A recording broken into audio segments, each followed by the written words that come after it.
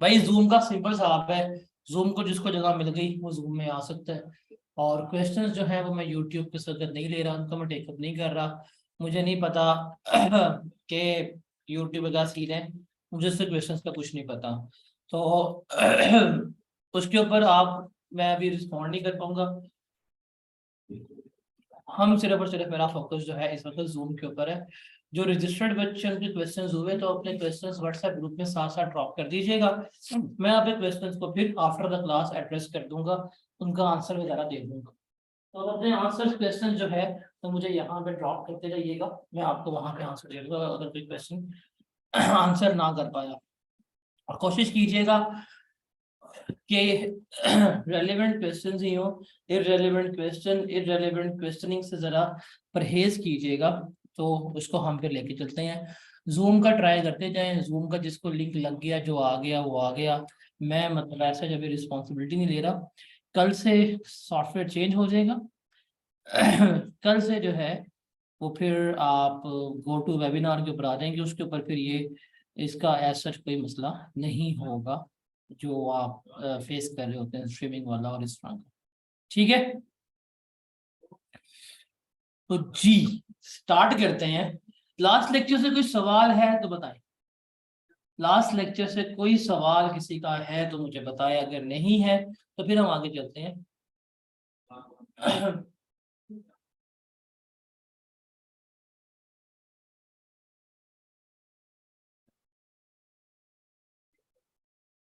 आवाज क्लियर है मेरी?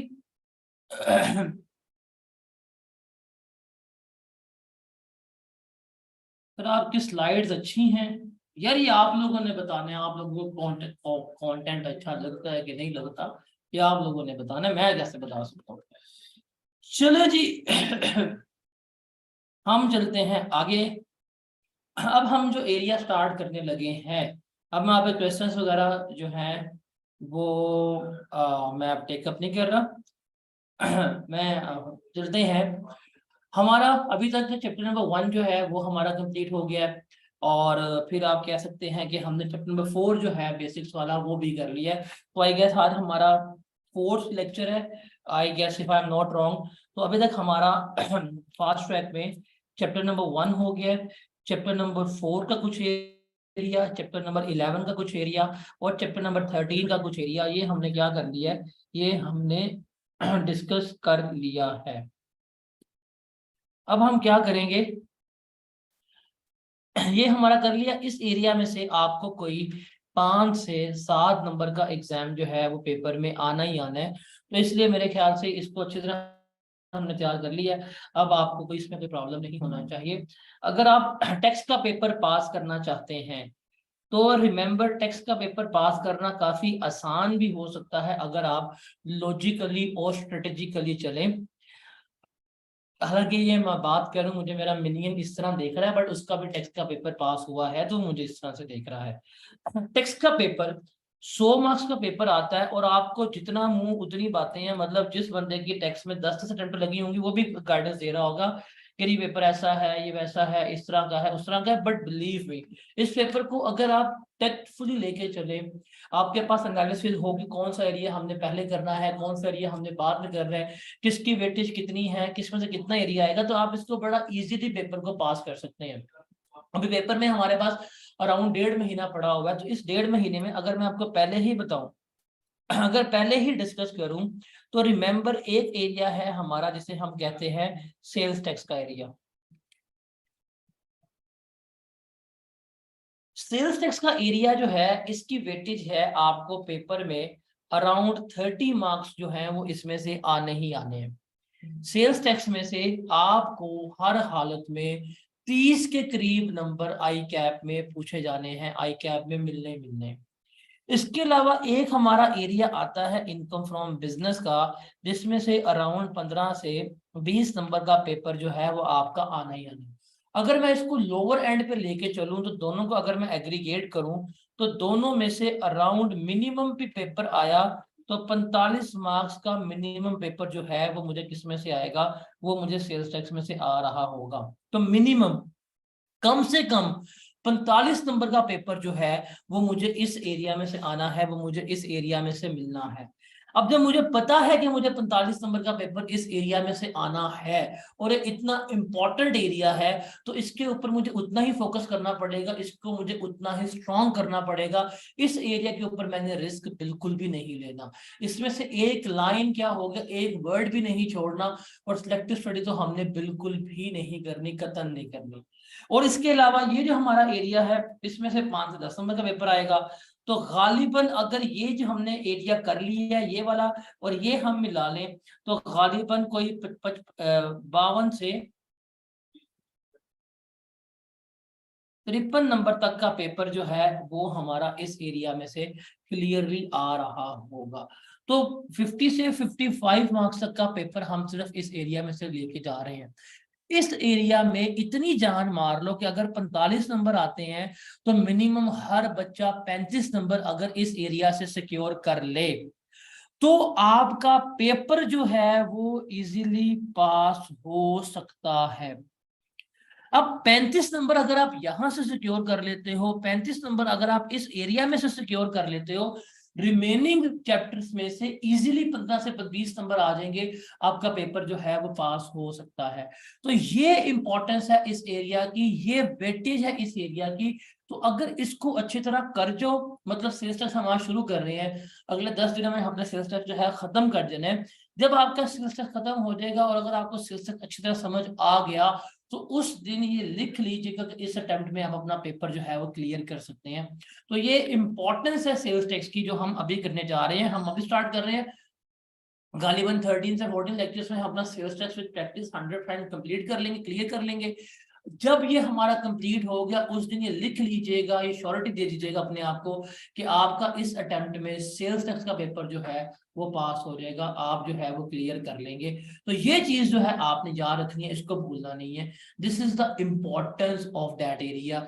ये इस एरिया की इंपॉर्टेंस है, ये इस एरिया की वेटेज है, ये आपने फॉर ग्रांटेड लेनी। समझ लगी कितना इंपॉर्टेंट एरिया है? क्यों भाई, समझ लगी?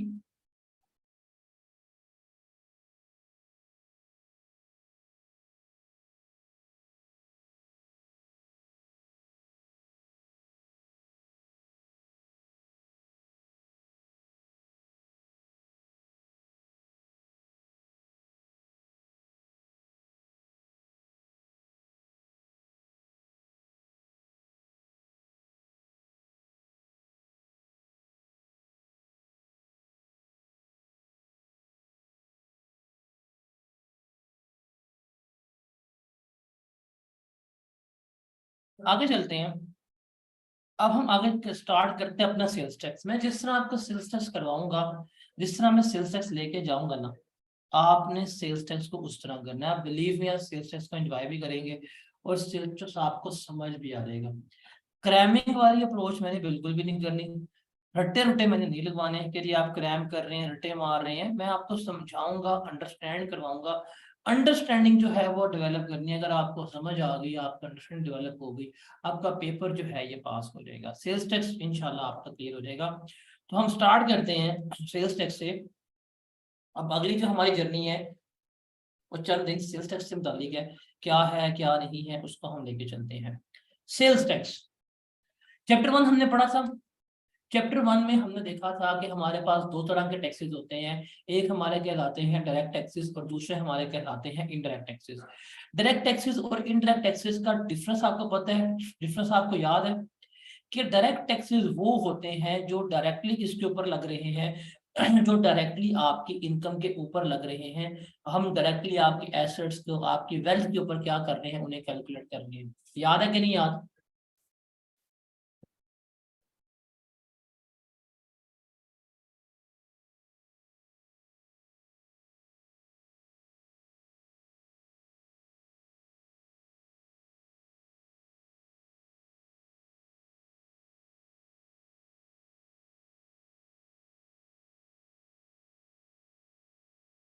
अब देखें, मुझे एक प्रैक्टिकली बात बताएं। पाकिस्तान की आवाम 24 करोड़ है। क्या 24 की 24 करोड़ आवाम पाकिस्तान में इनकम टैक्स पे करती है? नहीं। तो गवर्नमेंट टैक्स कैसे लेगी? गवर्नमेंट तो हर एक से डायरेक्ट टैक्स नहीं ले सकती, कुछ इनहेरेंट लिमिटेशन है, कुछ सिस्टम की प्रॉब्लम्स हैं, कुछ टैक्स कलेक्शन की प्रॉब्लम है। तो गवर्नमेंट टैक्स किस तरह लेगी? आप देखें, एक बंदा जॉब कर रहा है, सैलरी पे आ रहा है, उसकी तो इनकम पता चल सकती है, इसको हमने इतनी पेमेंट, मतलब कल को आप जाते हैं, आपका सी एंटर हो जाता है, आर्टिकल्स कर रहे हैं, आपको फॉर्म मिल गई हुई है और आपको जो स्टाइपेंड मिल रही है 19,300, गवर्नमेंट को यहां तक पता है कि फलाने बंदे के बैंक में 19,300 आया है, लेकिन उसी फर्म के बाहर एक भिखारी बैठा होगा, जहां जिस फर्म में आप 19,300 की स्टाइपेंड लेके आए हैं, उसके बाहर एक भिखारी बैठा होगा। वो जो भिखारी है, वो दिन का एवरेज कितना कमाता होगा? 500, 1,000 कमाता होगा। क्या उसकी इनकम का हम रिकॉर्ड ले सकते हैं? नहीं ले सकते, बिल्कुल भी नहीं ले सकते। ऐसा ही है, ये आपकी गली मोहल्ले में स्ट्रीट हॉकर्स आते हैं, आपके एरिया में जो सब्जी की दुकानें खुली हुई हैं, ये जो बार्बर बैठे हुए हैं, जो कॉबलर्स बैठे हुए हैं, ये लोकल मार्केट में फिर रहे होते हैं, स्ट्रीट हॉकर्स फिर रहे होते हैं, ये छोटे छोटे कारोबार कर रहे हैं, क्या आप इनकी इनकम को असेस कर सकते हैं? क्या आप इनकी इनकम के ऊपर टैक्स ले सकते हैं? हमें तो पता ही नहीं है। आप किसी स्ट्रीट हॉकर को पकड़ सके, भाई कितने पैसे कमाए मुझे बताओ, वो कभी आपको बताएगा? उसने कहना मुझे पता नहीं है रिटर्न क्या होती है, इनकम क्या होती है, कैसे है कैसे नहीं, मुझे कुछ भी नहीं पता। वो यही कहेगा।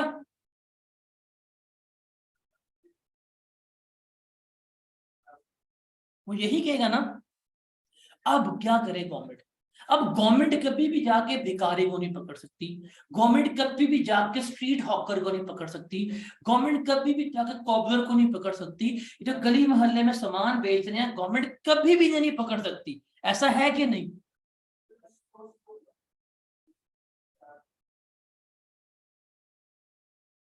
लेकिन क्या ये लोग जो पैसा कमा रहे हैं, जो अर्निंग कर रहे हैं, क्या ये पैसा खर्च करेंगे?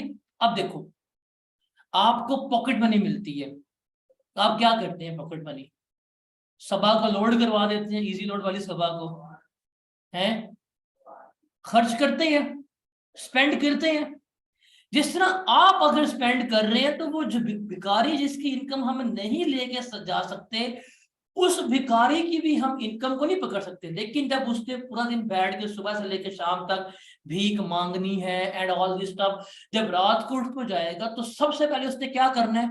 उसने जाकर दुकान के ऊपर कोल्ड ड्रिंक पीना है कि नहीं पीना, उसने स्टिंग पीना है कि नहीं पीना, स्पेंड करेगा, खर्चा करेगा, ब्रेड लेगा, अंडे लेगा, दूध लेगा। अलीम, अलीम,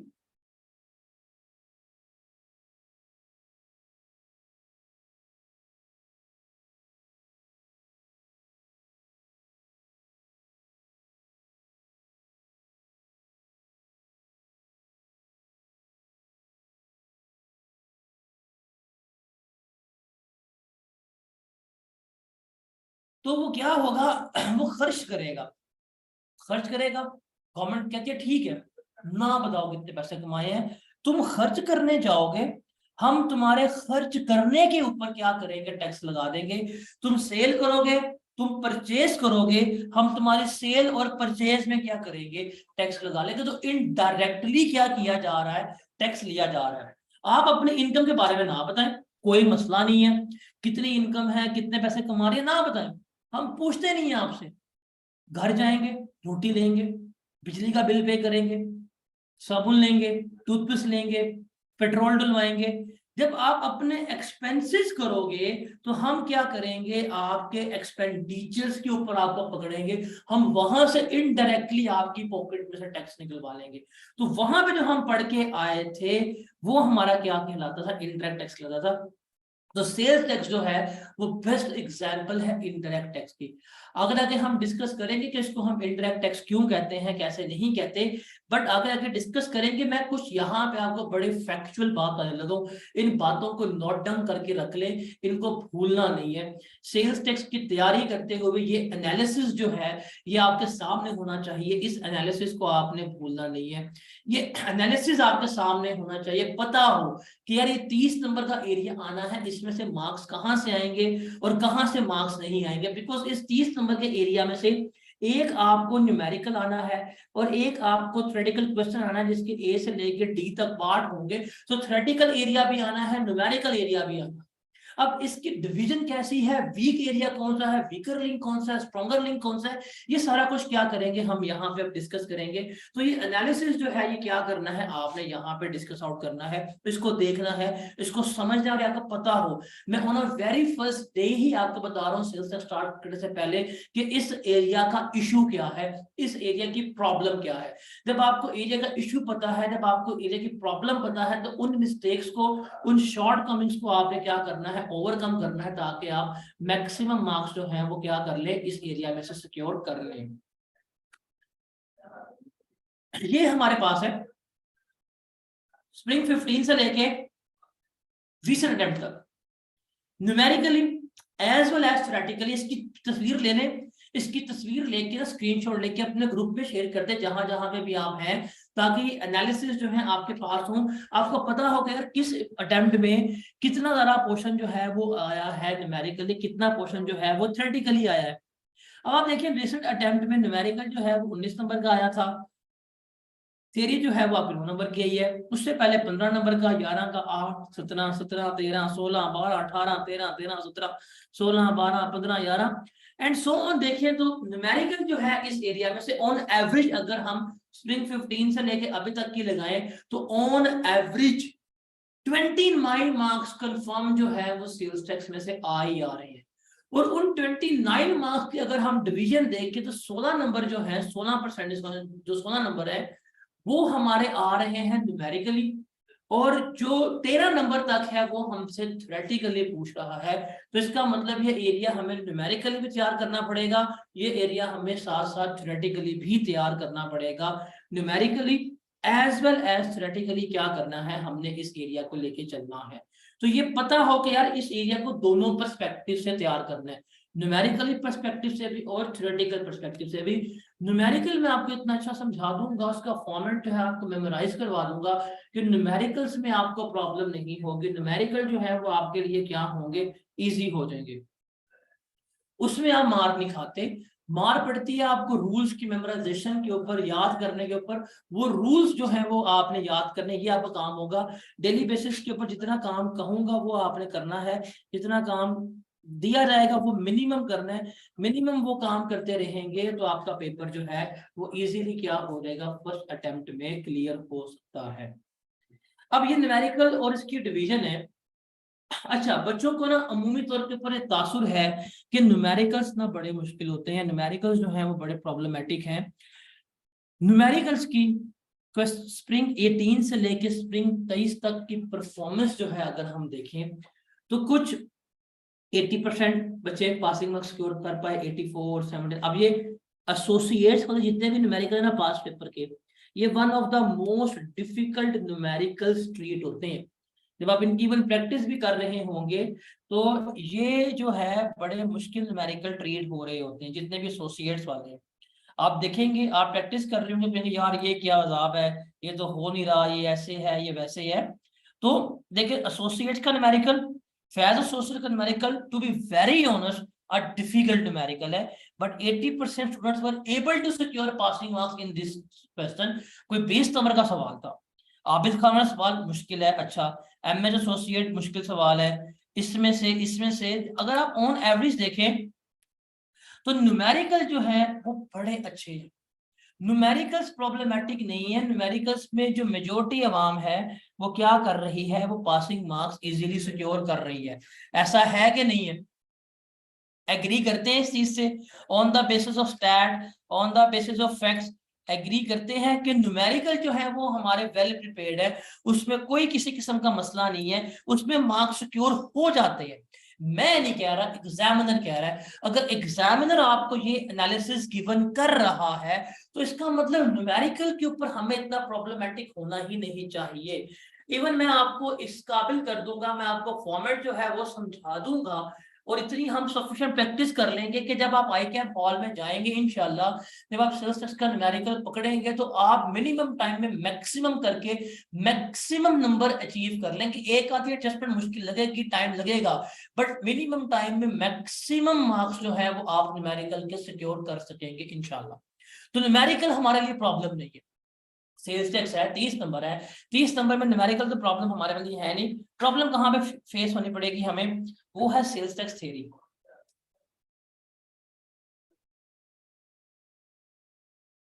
थ्योरेटिकल एरिया जो सेल्स टैक्स थ्योरी है वो हमारे लिए क्या है, वो हमारे लिए बहुत ज्यादा प्रॉब्लमेटिक है। आप देखें थ्योरेटिकल क्वेश्चन स्प्रिंग 18 दो क्वेश्चन आए, 28%, 43, 15, 25, 26, 17, 16, 13, 63, 50, अभी भी कोई 40 समथिंग आया है। तो अगर आप ट्रेंड देखें, अगर आप उसके रिसेंट एनालिसिस को देखें, तो जो सबसे ज्यादा प्रॉब्लमेटिक एरिया है वो कौन सा है? प्रॉब्लमेटिक एरिया कौन सा बताएं, खुद बताएं। आपके सामने लिखा हुआ है प्रॉब्लमेटिक एरिया कौन सा ज्यादा, न्यूमेरिकल के थ्योरेटिकल?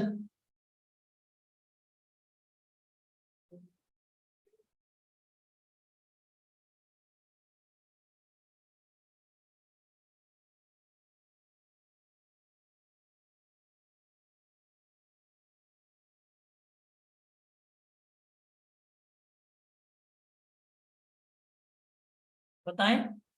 थ्योरेटिकल थ्योरी हम लोग अमूमी तौर पे पता क्या होगा, आप जैसे ना बच्चे जब प्लानिंग कर लेंगे, आप जाएंगे सोशल मीडिया की साइट्स के ऊपर, आपको ना कोई रैंडम मिस गाइड करने वाले आ दिखेंगे, यार लड़के सुनो न्यूमेरिकल कर लो, लड़की न्यूमेरिकल्स कर लो, तुम ये 7 न्यूमेरिकल कर लो, तुम 8 न्यूमेरिकल कर लो, पेपर पास कर दोगे। ओ भाई न्यूमेरिकल तो ऑलरेडी इजी है, एग्जामिनर यही सर मार रहा है, यही मथा दे रहा है आप लोगों को कि भाई न्यूमेरिकल इजी है, उसमें तुम पासिंग मार्क्स सिक्योर कर देते हो। इधर एफर्ट मारनी है थ्योरी, जहां पे प्रॉब्लम है, जहां मिस्टेक्स हैं, जहां मार्क्स लूज हो रही है। अगर देखो 30 नंबर सेल्स टैक्स में से आए हैं आपको पेपर में, 16 मार्क्स का न्यूमेरिकल है, उस 16 में से आप 13 14 सिक्योर कर लेते हो। जो 14 मार्क्स की थ्योरी है, क्या उसमें से 10 नंबर सिक्योर करने चाहिए कि नहीं चाहिए, बताओ।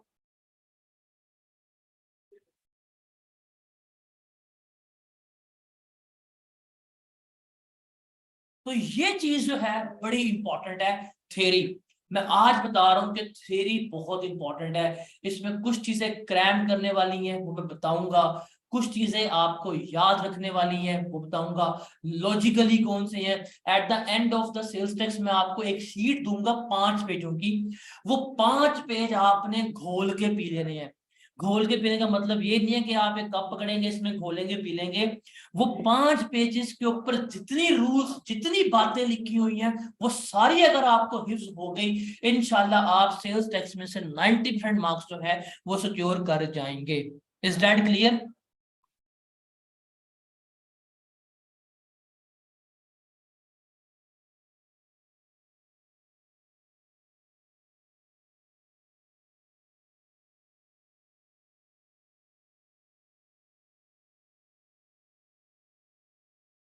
आगे चलते हैं, just give me a minute.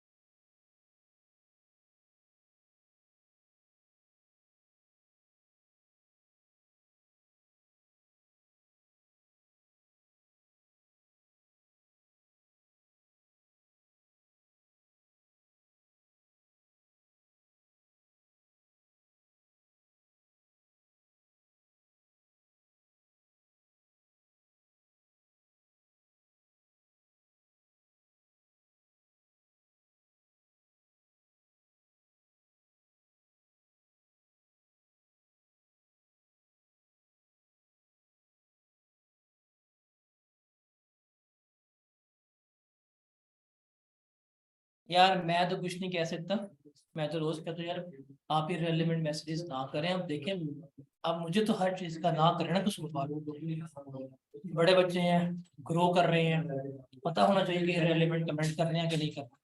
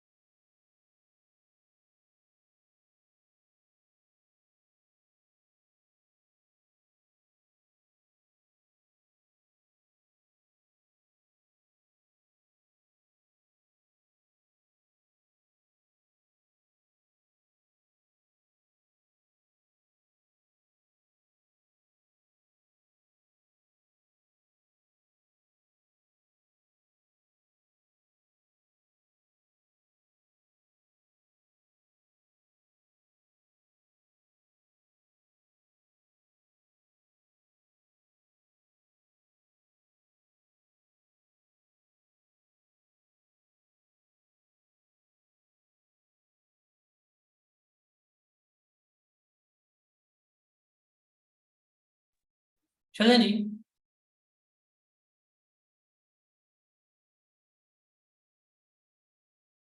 Sales tax की ना, जो प्रॉपर सेल्स टैक्स है उसकी आपने डिवीजन समझनी है कि हमने सेल्स टैक्स के ना इन 30 नंबर को हमने डिवाइड किया हुआ है सेल्स टैक्स डेफिनेशंस। उसके बाद sales tax rules and provisions, फिर सेल्स टैक्स के rules regarding registration and deregistration, उसके बाद रिकॉर्ड्स एंड ऑडिट, और एंड पे आते हैं हमारे पास न्यूमेरिकल। ये आपको नजर आ रही है picture? This is the complete division of sales tax. पूरा सेल्स टैक्स जो है ना, आप जिस मर्जी बुक से पढ़ रहे हैं मुझे नहीं पता, बट सेल्स टैक्स की एग्जाम पॉइंट ऑफ व्यू से ना डिवीजन इस तरह से की गई है। हमारे पास 6 एरिया जिसमें से 30 मार्क्स जो है वो स्प्रेड किए गए। देखिए, अगर आप सेल्स टैक्स डेफिनेशन अगर ये आप अच्छी तरह कर लें और ये प्रोविजन एंड रूल्स जो हैं अगर आपको ये याद हो जाए, ये दोनों कर लेना, ये दोनों करने से, सिर्फ definitions and rules and provision करने से आपके न्यूमेरिकल्स जो हैं वो 100% सॉल्व हो जाते हैं। Just by the definitions, by the provision and rules आपके 100% न्यूमेरिकल्स हो जाते हैं। और 100% न्यूमेरिकल्स का मतलब क्या है कि अराउंड ऑन एवरेज 16 मार्क्स का न्यूमेरिकल आपका एक तो ये एरिया डन करवा देगा, और इन 2 एरिया में से गालिबन अप टू 6 मार्क्स की थ्योरी भी आपकी हो जाएगी। 6 to 8 मार्क्स है, मैं लोअर रेंज पे जा रहा हूँ। मतलब अगर आपको सेल्स टैक्स डेफिनेशन समझ आ गई है, सेल्स टैक्स की चार्जेबिलिटी और रूल्स सारे समझ आ गए, क्या से किस तरह लगाना है, तो आप बड़े इजीली सिर्फ इन 2 एरियाज में से अप टू 22 से 24 मार्क्स तक का एरिया सिक्योर कर सकते हो। ये one of the easiest area. Definitions जानते हैं क्या है, कुछ मतलब कुछ क्रैम करने वाली है, कुछ अंडरस्टैंड करने वाली है, कुछ सिर्फ रीड ऑनली है, पढ़नी है, कुछ ऐसी है जो कंसेप्चुअली चलेंगी, जो कंसेप्ट अप्लाई हो रहा होगा। आप डेफिनेशंस पढ़ेंगे, आपको समझ आएगी, तो आप क्या करेंगे, न्यूमेरिकल्स में जाएंगे। फॉर एग्जांपल, आपको डेफिनेशन पढ़ के समझ आया कि सप्लाई क्या होता है, फिर आप सवाल पढ़ रहे हैं उसको रिलेट करेंगे, रिलेट करने के बाद आप बताएंगे यार ये सप्लाई है, इसको मैंने इस तरह ट्रीट करना है। तो डेफिनेशन और रूल्स कर लो तो 20 से 24 नंबर है आपके यहाँ पे आ जाएंगे। और फिर ये रजिस्ट्रेशन और डी रजिस्ट्रेशन वाला एरिया और रिकॉर्ड्स और ऑडिट वाला एरिया है, इसमें कोई आपके 5 से 6 नंबर का सवाल यहाँ पे आएगा। अगर ये वाला एरिया आपका 100% अच्छी तरह हो जाए, इस तरह जिस तरह आपको अपना नाम याद है आप इसको कर जाए, कोई 28 के करीब रूल्स हैं, वो रूल्स आपको पता होना चाहिए, चंद एक इंपॉर्टेंट डेफिनेशंस हैं, वो डेफिनेशंस आपको पता होना चाहिए। अगर आप कर जाए तो आपका न्यूमेरिकल जो है वो हो जाएगा। न्यूमेरिकल की मैं आपको रिस्पॉन्सिबिलिटी लेता हूँ, न्यूमेरिकल में मेरा स्टूडेंट जो है वो कभी भी ICAP में मार नहीं खा सकता। आपको लॉजिकली बता दूंगा कि अगर ये सवाल है इसको इस तरह से हमने लेके चलना है। तो ये डिवीजन है, ये एरिया हम इस वेटेज के साथ करेंगे। जो इंपॉर्टेंट एरिया है उस पर उतना टाइम, जो कम इंपॉर्टेंट एरिया उस पर उतना कम टाइम लगाएंगे, बट करेंगे सारा, और उसको प्लान्ड वे में लेके चलेंगे ताकि हमारा मार्क्स जो है वो सिक्योर हो जाए। तो this is the real division of sales tax कि 6 एरियाज में हमने इसको डिवाइड किया है। ये 30 नंबर है, 30 नंबर सिक्योर करने के लिए कितना टाइम चाहिए हमें, हमें इन 30 नंबर को सिक्योर करने के लिए ये एरिया चाहिए, ये हमारे सामने क्या है, मौजूद है। समझ आ रही है, कोई कॉन्फिडेंस डेवलप हो रहा है, जरा बताएंगे। आप लोगों ने अपने ऊपर ना सेल्फ बिलीफ रखना है कि आप कर सकते हैं।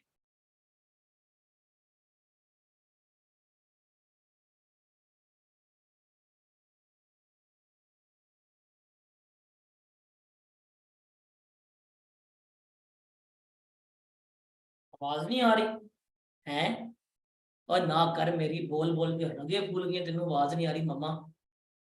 कौन लोग तुसी?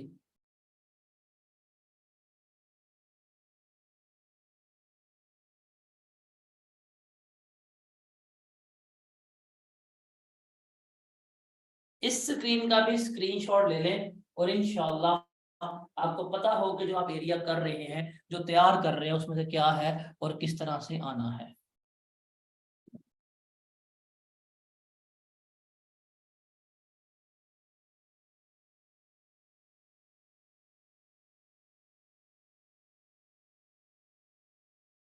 बलूचिस्तान बहुत प्यारा है यार, आपको क्या बताओ, बलूचिस्तान कितना ब्यूटीफुल एरिया, बहुत प्यारा प्रोविंस है।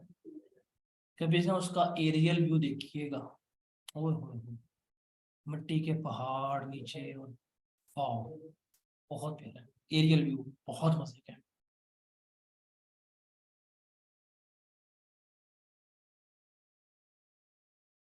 पंजगोड़ का वो है पहाड़ी सिलसिला, वाह। मैं आपको उसका एरियल व्यू भी शेयर करूंगा कभी, कि एरियल व्यू मतलब कितना लगता है प्यारा बलूचिस्तान, शायद आपने वो कभी ना देखा हो। एनीवेज, तो समझ आ गई क्या है और क्या नहीं है, सेल्स टैक्स क्या है, सेल्स टैक्स में से मार्क्स सिक्योर करना आसान है। तो इसलिए एक शायर ने अर्ज किया था कि सबसे पहले आपने घबराना नहीं है। ऑल्दो मेरे टांग सलामत है, मेरे पास कोई घड़ी वगैरह भी नहीं है, बट फिर भी आपने सबसे पहले घबराना नहीं है। घबराएंगे नहीं, और हम क्या करेंगे, हम इसको लेके चलेंगे आगे, ठीक है। हाँ, मैं प्रेस कॉन्फ्रेंस नहीं करता, मैं बड़ा अच्छा बच्चा हूँ, मैं एक शरीफ इंसान हूँ, शरीफ नागरिक हूँ।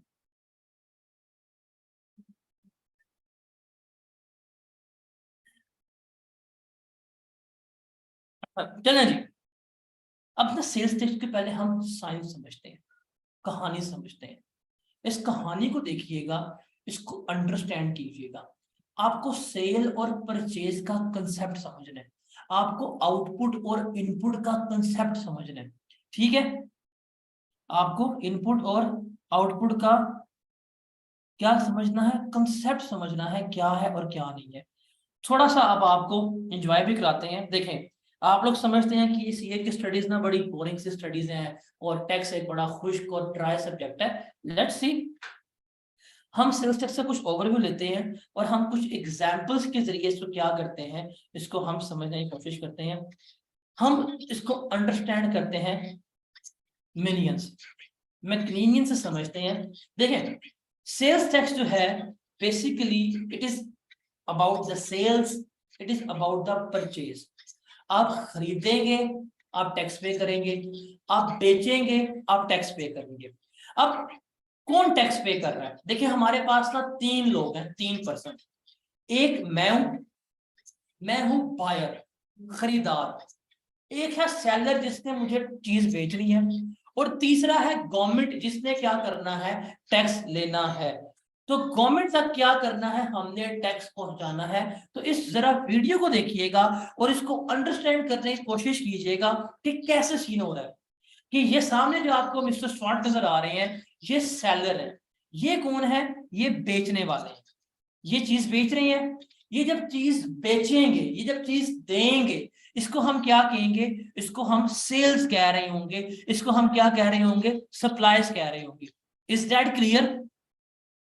जब ये बंदा ये अपनी मील दे रहा है, जब ये बंदा सामान दे रहा है, इसको क्या कहेंगे, सप्लाई करना कहेंगे, सेल करना कहेंगे। और ये बंदा क्या कहलाएगा, ये बंदा सेलर कहला रहा होगा, जो ये मैक बर्गर बेच रहा है। Is that clear. अब खुद बताएं, जब इसने ये बर्गर दिया, और वो जब बायर ने बर्गर लिया, तो पेमेंट कौन करेगा, ये बायर इसको पेमेंट करेगा, ये बायर जो है इसको पैसे देगा ना। जब बायर इसको पेमेंट करेगा, तो ये क्या कहेगा कि यार ये बर्गर जो है, ये 500 रुपए का बर्गर है, ये पकड़ लो बर्गर अपने पास। इस 500 रुपए के ऊपर ये मेरी वैल्यू है, ये कीमत है, ये बिल है, इसके ऊपर 18 रुपया के हिसाब से आपने मुझे सेल्स टैक्स पे करना है, जो 90 रुपए बनता होगा। तो जब ये इसको बिल देगा, जब ये इसको ये इनवॉइस पड़ेगा, भाई ये इनवॉइस है, ये इनवॉइस पकड़ लो, उसमें लिखा होगा कि बर्गर जो है 500 रुपए का है, 90 रुपए का सेल्स टैक्स है, टोटल बिल कितना होगा, 590 रुपए का होगा। तो उसने बर्गर लिया, और 590 रुपए किसको दे दिए, इस दुकानदार को दे दिए। ऐसा ही होगा।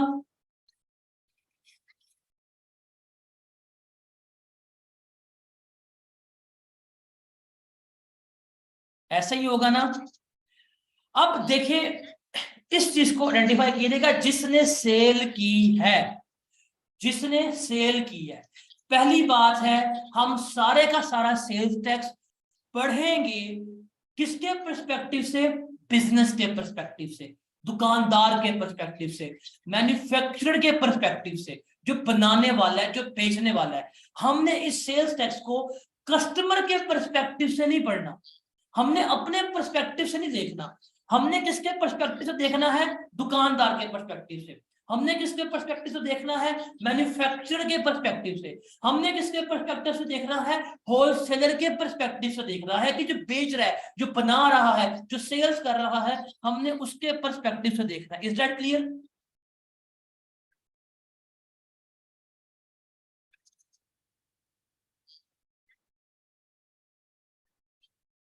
अब जो बंदा सेल करेगा, जो बंदा सेल कर रहा है, उसके बिजनेस में से क्या ये इन्वेंट्री बाहर नहीं जा रही?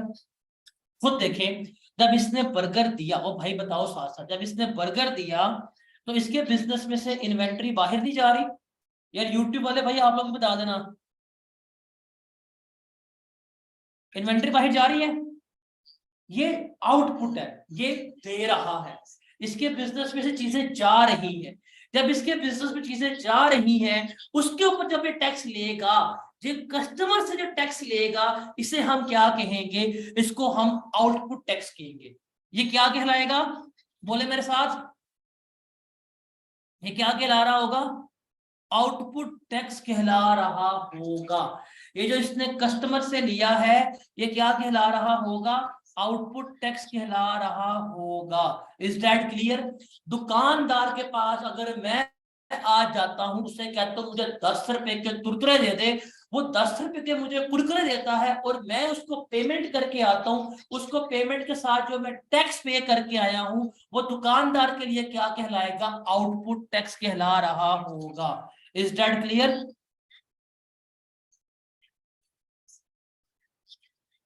अब ये समझ आ गई आपको आउटपुट टैक्स क्या होता है? आउटपुट टैक्स सबको क्लियर है? एवरीवन?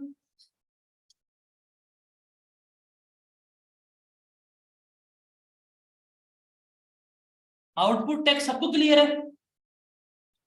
अब हम बात करते हैं इनपुट टैक्स की।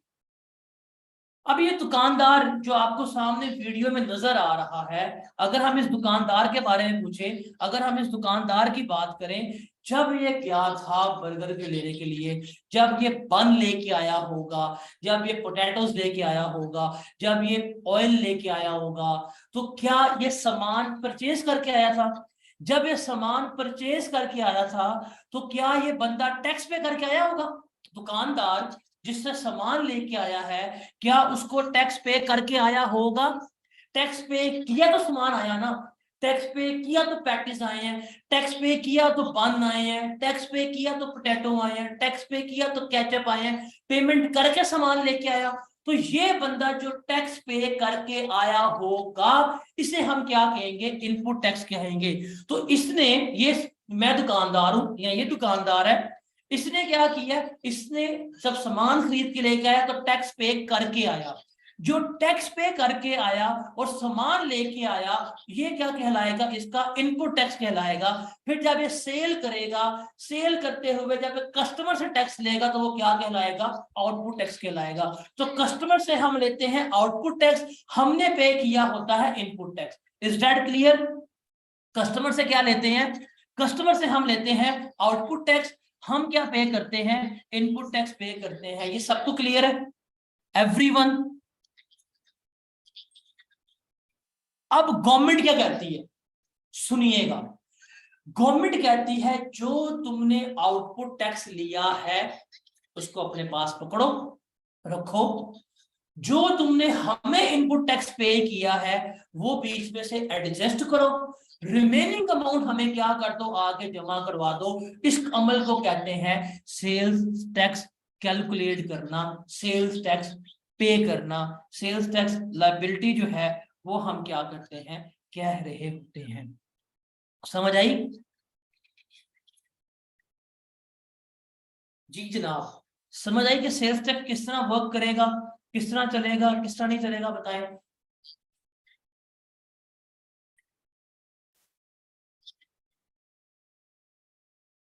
कि हम जो पे करके आए वो इनपुट टैक्स था, जो हमने रिसीव किया वो आउटपुट टैक्स था, उस आउटपुट टैक्स में से इनपुट जो है हम लेस करेंगे, रिमेनिंग अमाउंट जो है वो गवर्नमेंट को पे कर देंगे। इसे कहते हैं कि हमने सेल्स टैक्स जो है वो पे कर दिया, ये सेल्स टैक्स जो है हमारा गवर्नमेंट को चला गया। तो हमने एक्चुअल में करना क्या है, हमने एक्चुअल में यही सीखना है कि सेल्स टैक्स की हमारी कैलकुलेशन किस तरह से हो रही होगी। तो जब आप सेल्स कर रहे होंगे, जब आप बेच के आ रहे होंगे, तो आपने सेल्स की, आप देखें सेल्स की आपने 1,000 रुपए की, 1,000 रुपए की सेल्स की, 18% के हिसाब से आप टैक्स लेंगे कस्टमर से, तो कस्टमर ने कितना आपको दिया, कस्टमर ने दिया आपको 180 रुपए। ये जो 180 रुपए मिले हैं आपको, ये क्या कहलाएंगे, आपका आउटपुट टैक्स कहला रहा होगा। Is that clear?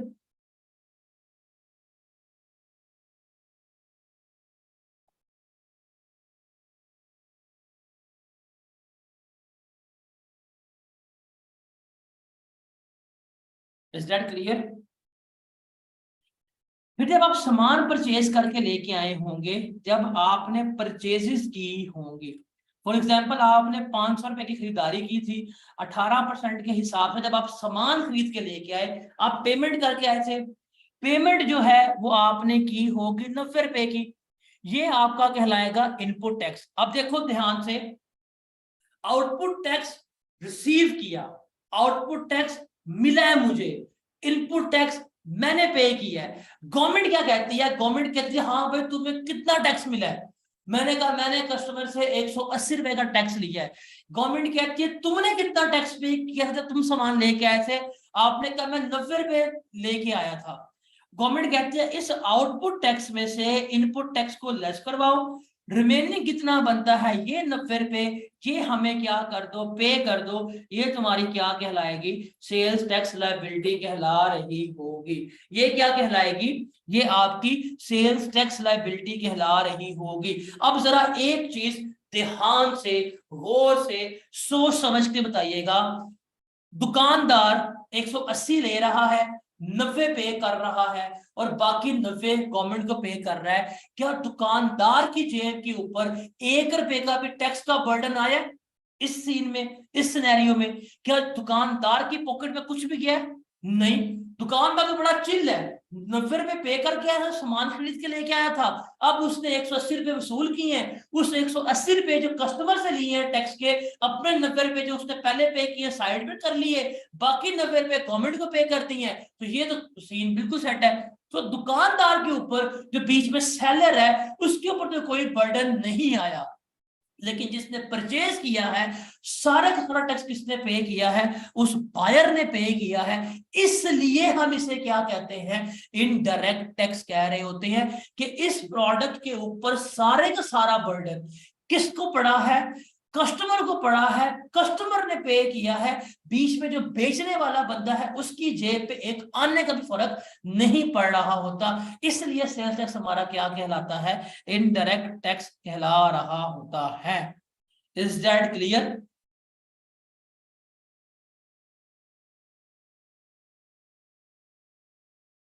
जी जनाब, कहानी समझ आई?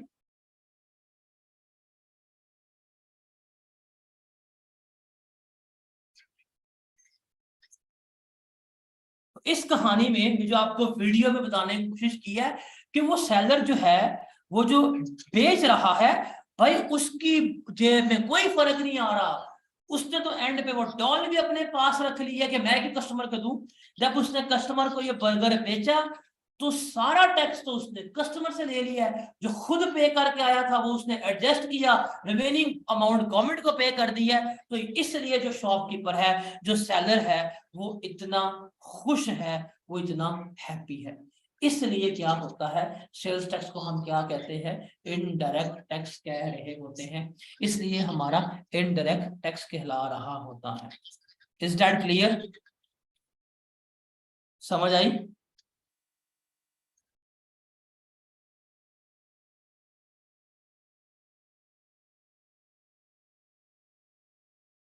जी जनाब, समझ आ गया कि इसको सेल्स टैक्स क्यों कहते हैं। And the question is that कि इसको इनडायरेक्ट टैक्स क्यों कहते हैं। अब समझ आया कि इनडायरेक्ट टैक्स क्यों कहलाता है।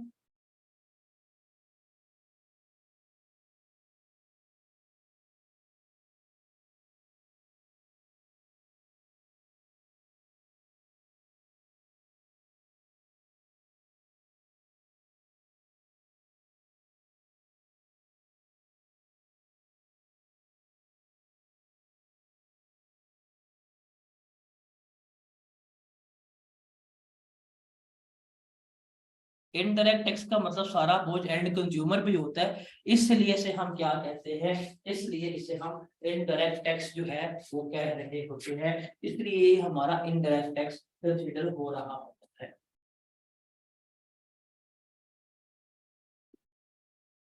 यार मैं चाय पी रहा हूँ, मैं वुमेन नहीं कह रहा है अभी, कोई ना बदतमीज मेरा स्टिकर बना देता निकाल के।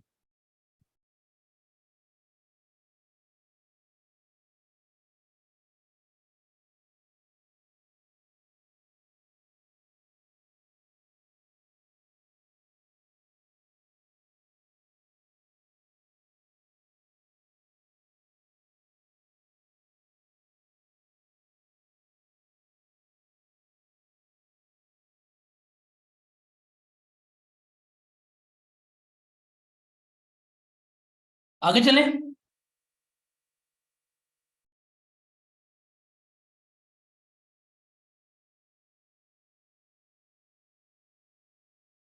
कितना बहुत है आज, कल हम फिर डेफिनेशन से स्टार्ट करते हैं अगर आप कहते हैं।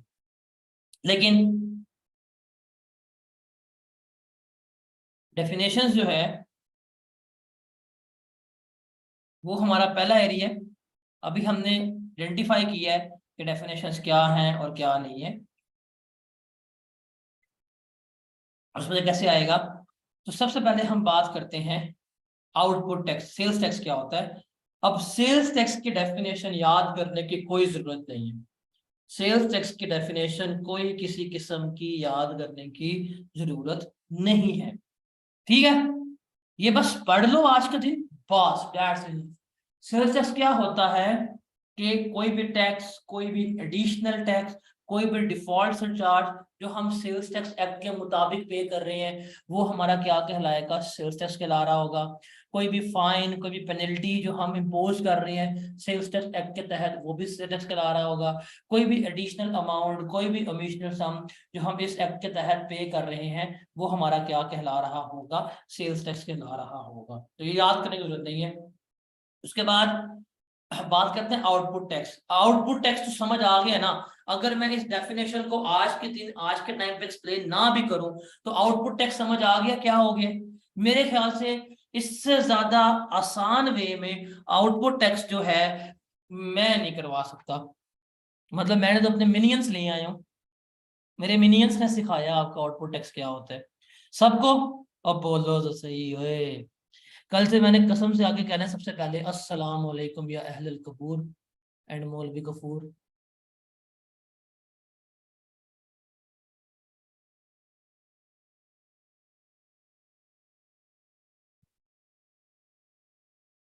अब आउटपुट टैक्स क्या है, जो सेल्स की कस्टमर से ले रहे हैं वो आपका आउटपुट टैक्स है।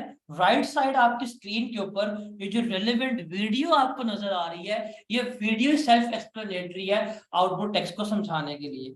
आउटपुट टैक्स क्या होगा कि जब भी हम गुड्स सप्लाई करेंगे, जब भी हम गुड्स देंगे, जब भी हम गुड बेचेंगे उसके ऊपर जो टैक्स लेंगे वो मेरा क्या कहला रहा होगा, आउटपुट टैक्स कहला रहा होगा। उसके अलावा जो एफईडी वगैरह हम पे कर रहे होते हैं, जो चार्ज कर रहे होते हैं वो हमारा आउटपुट टैक्स कहला रहा होगा। एफईडी हमारे सिलेबस का पार्ट नहीं है, याद करने की जरूरत नहीं है। उसके अलावा अगर हम सर्विसेज प्रोवाइड कर रहे हैं तो जो हम कस्टमर से ले रहे हैं टैक्स वो हमारा क्या कहला रहा होगा, आउटपुट टैक्स कहला रहा होगा। इस डेफिनेशन को याद करने की जरूरत नहीं है, इसको रीड आउट कर लीजिएगा पेपर में। मैं कहता हूँ माड़ी किस्मत हुई ना आप लोगों की, फिर जाकर उसने पूछना है कि आउटपुट टैक्स क्या होता है। हालांकि now you are enable to write this कि आउटपुट टैक्स क्या होता है और क्या नहीं होता। Is that clear.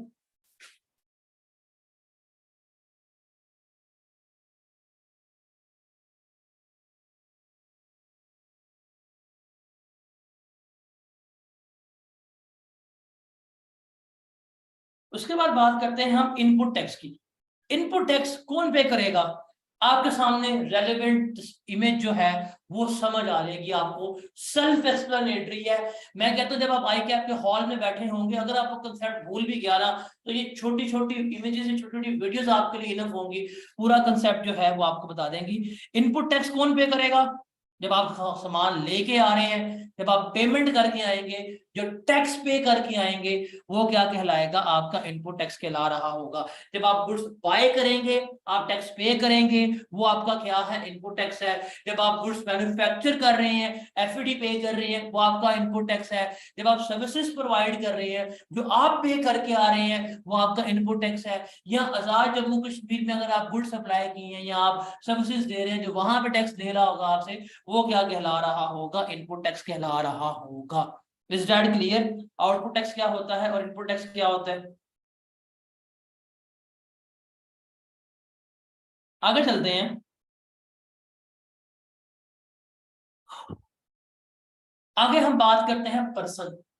अब ये पर्सन जो है, क्या हम इनकम टैक्स में डिस्कस करके आए हैं कि नहीं आए? बताएं, क्या इनकम टैक्स में हमने पर्सन डिस्कस किया है कि नहीं किया?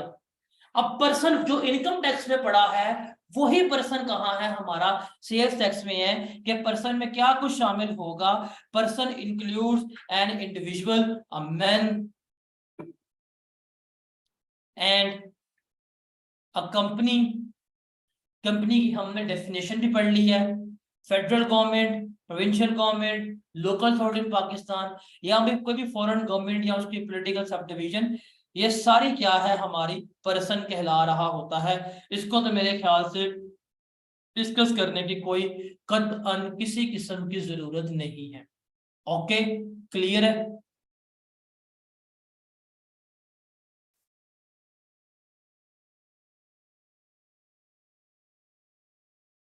आगे चलते हैं,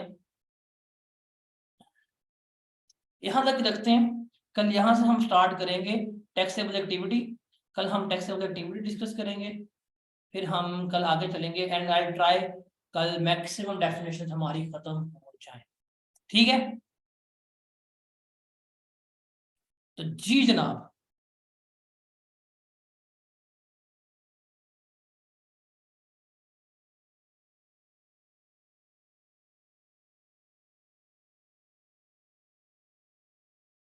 हाँ भी मजा आया सेल्स टैक्स स्टार्ट करने का। जो मैं कह रहा था कि सेल्स टैक्स बड़ा इजी होगा, समझ आया? क्या लग रहा है, हो जाएगा पास? एग्जैक्ट 10 दिनों के बाद बताइएगा कि पास होता है कि नहीं होता। जस्ट तो लड़के तुझे कल आएगी, कल देख किस वे में तुम्हें डेफिनेशन रटाता रटाता नहीं, हिफ्ज करवाता, कि तुम्हारे ख्वाबों में आएगी डेफिनेशन। स्लाइड्स कैसी लगी ये बताएं आप। फीडबैक अपना लाजमी दीजिएगा, मैं इंतजार करूंगा। इंशाल्लाह मिलते हैं कल। अल्लाह हाफिज।